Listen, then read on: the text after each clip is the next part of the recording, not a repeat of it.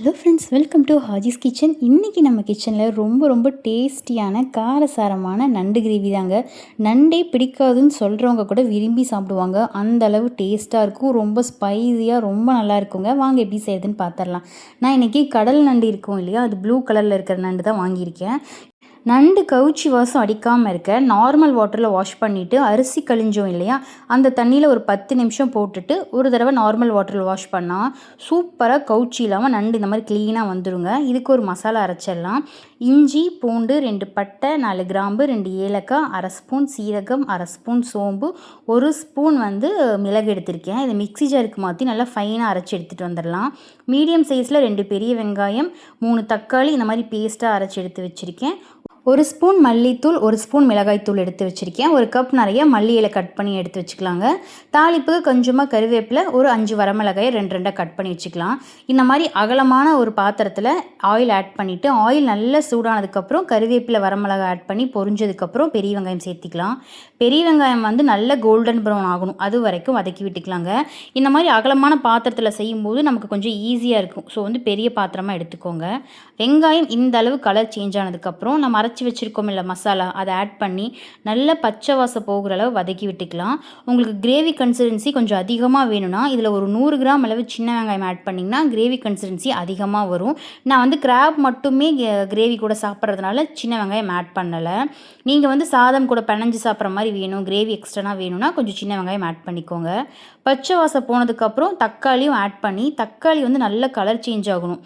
ஏன்னா நம்ம பேஸ்ட்டாக ஆட் பண்ணியிருக்கிறதால கொஞ்சம் ரா ஸ்மெல் போக டைம் எடுக்கும். ஸோ இந்த ஸ்டேஜில் தேவையான அளவு கல்லுப்பையும் சேர்த்தி நல்லா கலந்து விட்டுட்டே இருந்தால் தக்காளி நல்லா ரா ஸ்மெல் போய் இந்த மாதிரி கலர் சேஞ்ச் ஆனதுக்கப்புறம் எடுத்து வச்சுருக்க மல்லித்தூள் மிளகாய்த்தூள் சேர்த்தி ஒரு 2 செகண்ட் நல்லா மிக்ஸ் பண்ணி விட்டுக்கலாங்க.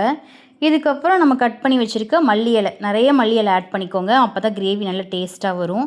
மல்லி இலையும் ஆட் பண்ணி ஒரு 2 செகண்ட் நல்லா மிக்ஸ் பண்ணி விட்டுட்டு நம்ம கழுவி வச்சுருக்கோம் இல்லையா கிராபு, அதை ஆட் பண்ணிக்கோங்க. நான் இன்றைக்கி ஒரு சின்ன மிஸ்டேக் பண்ணிட்டேன். என்னென்னா கிராப் அப்படியே முழுசாகவே ஆட் பண்ணிட்டேன். 2 கட் பண்ணி ஆட் பண்ணிங்கன்னா கொஞ்சம் இன்னுமே நல்லாயிருக்கும். ஸோ இது நம்மளால் திருப்பவே முடியல. இன்னுமே பெரிய பாத்திரம் வேணும் போல். இதுவே நான் எங்கள் வீட்டில் இருக்கிறதுலே பெரிய பாத்திரத்தில் தான் செஞ்சேன். பட் இதுவே என்னால் திருப்ப முடியல. ஸோ இது 2 கட் பண்ணால் நமக்கு கொஞ்சம் ஈஸியாக இருக்கும். ஸோ 2 கட் பண்ணி ஆட் பண்ணிக்கோங்க.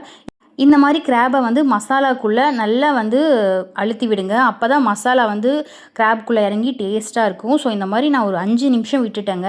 இதுலேருந்தே கொஞ்சம் தண்ணி விடும். அதுக்கப்புறம் நம்ம தேவையான அளவு தண்ணி ஆட் பண்ணி மூடி விட்டுருங்க. மூடி விட்டால் தான் நண்டு நல்லா சாஃப்டாக வேகும். நம்ம வேக தேவையான அளவு தண்ணி சேர்த்திட்டு நல்ல நண்டை தண்ணி நல்லா மூழ்கிற மாதிரி சேர்த்திட்டு மூடி விட்டுருங்க. ஒரு 5 நிமிஷம் கழித்து மறுபடியும் கிராபை திருப்பி போடுங்க.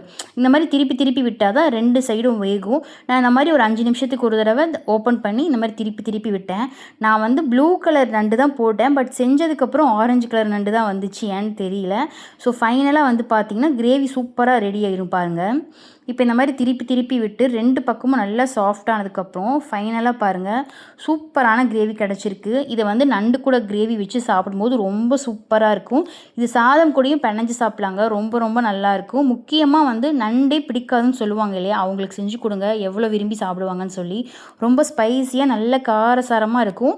ஃபைனலாக உங்களுக்கு வேணும்னா மிளகுத்தூள் எக்ஸ்ட்ரா ஆட் பண்ணிக்கோங்க. நான் மிளகு நிறைய ஆட் பண்ணியிருந்ததுனால ஃபைனலாக ஆட் பண்ணலை. சூப்பராக காரசாரமான நண்டு கிரேவி ரெடி ஆயிடுச்சுங்க. இந்த நண்டு கிரேவி சப்பாத்தி, புரோட்டா, இட்லி, தோசை, சாதம் எல்லாத்துக்கூடையும் வச்சு சாப்பிட்லாம். ரொம்ப டேஸ்ட்டாக இருக்கும். கண்டிப்பாக ட்ரை பண்ணிவிட்டு எப்படி இருக்குன்னு மறக்காமல் கமெண்ட் பண்ணுங்கள். நான் இந்த மாதிரி ரெசிபி வீடியோஸ் மட்டும் இல்லாமல் டிமார்ட் ஆஃபர் வீடியோஸ், ஸ்மார்ட் பஜார் ஆஃபர் வீடியோஸ், ஸ்கின் கேர் ப்ராடக்ட்ஸ்லாம் நம்ம சேனலில் அப்லோட் பண்ணிகிட்ருக்கேன். ஸோ மறக்காமல் நம்ம சேனலில் சப்ஸ்கிரைப் பண்ணி ஒரு சப்போர்ட் பண்ணுங்கள். நீங்கள் பண்ணுற ஒவ்வொரு சப்ஸ்கிரைபும் எனக்கு ரொம்ப பெரிய சப்போர்ட்டாக என்கரேஜிங்காக இருக்கும். ஸோ கண்டிப்பாக சப்போர்ட் பண்ணுங்கள். இதே மாதிரி நெக்ஸ்ட் வீடியோவில் பார்க்கலாம். தேங்க்ஸ் ஃபார் வாட்சிங்.